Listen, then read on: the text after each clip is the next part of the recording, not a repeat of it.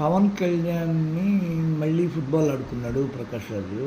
ఈయన ఎందుకనో గత కొంతకాలంగా పవన్ కళ్యాణ్ మీద విరుచుకుపడుతున్నాడు.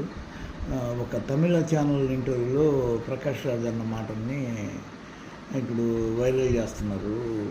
ఏంటి ఈయన ప్రాబ్లమ్ ఏంటి అంటే, సనాతన ధర్మం అంటే ఈయనకి గిట్టదు. దాన్ని పవన్ కళ్యాణ్ నెత్తికెత్తుకొని ఊరెళ్తున్నాడు. ఈ రెండింటి మధ్య ఘర్షణ చూస్తుంటే ఇది ఏ స్థాయికి వెళ్ళిపోయి ఆగుద్దో తెలియట్లేదు. ఇప్పుడు ఇదే ప్రకాష్ రాజుని నెత్తిన పెట్టుకొని వీళ్ళంతా కలిసి మా ఎన్నికల్లో మెగా కాంపౌండ్ అంతా కలిసి విపరీతమైన ప్రచారం చేసి ఈయన గెలిపండి, కింద నుంచి వచ్చినాడు, ఫుల్ టాలెంటెడ్ అని చెప్పి ఈ రోజున లాస్ట్కి